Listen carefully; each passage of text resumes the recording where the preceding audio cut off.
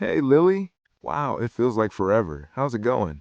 Sam, I know, right? Long time no see. I'm doing pretty well, just busy with life. How about you?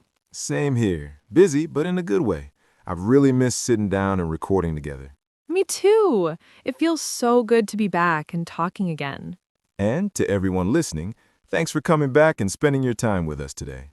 Yeah, we really appreciate you being here. And funny enough, that actually connects perfectly with today's topic.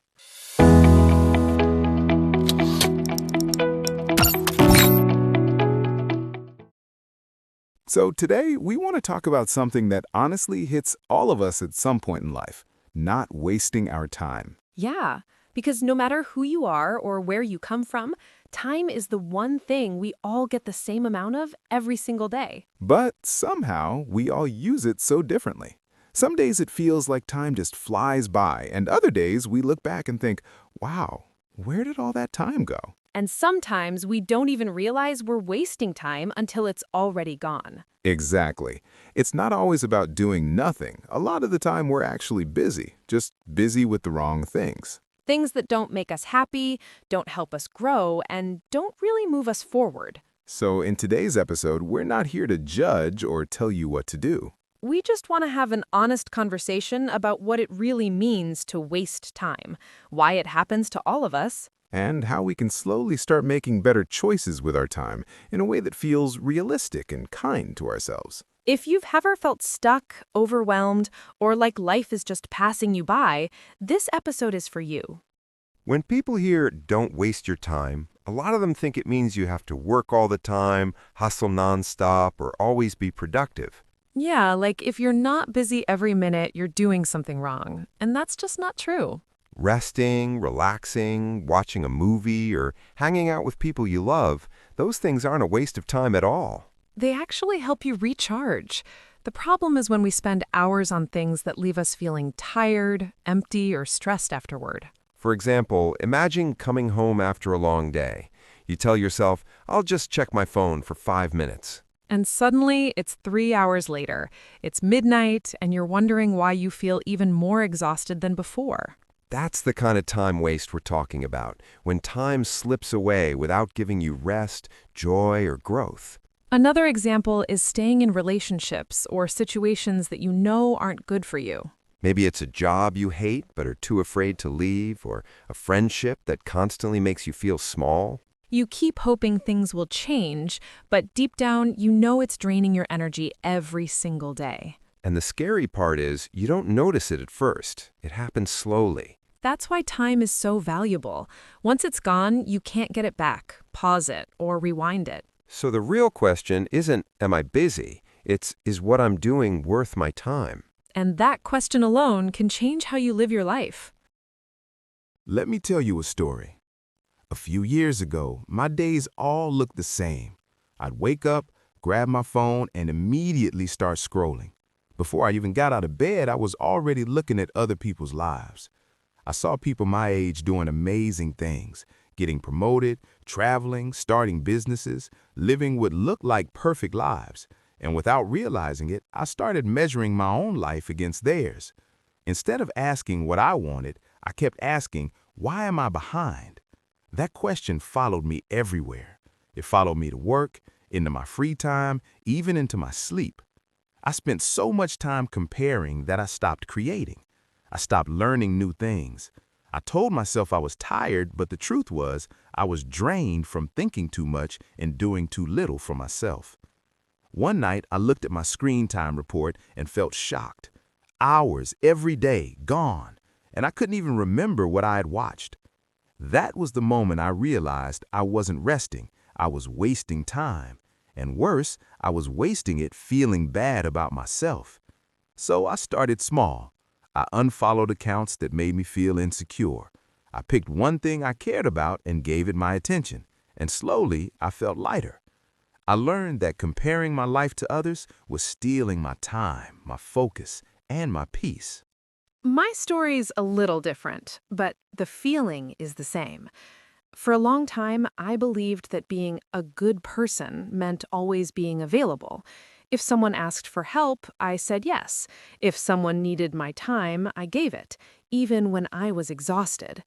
I was afraid that if I said no, people would think I was selfish or rude, so I kept saying yes again and again. My calendar was always full, but my heart felt empty. I had no time for my own dreams, my health, or even simple rest. I remember coming home one evening, sitting on my bed and feeling completely worn out. Not because I worked too hard, but because I worked on things that weren't mine. That's when I realized I was busy living for everyone else and slowly disappearing from my own life. Learning to say no was uncomfortable at first. I felt guilty. But every time I protected my time, I felt stronger. I learned that my time is part of my self-respect.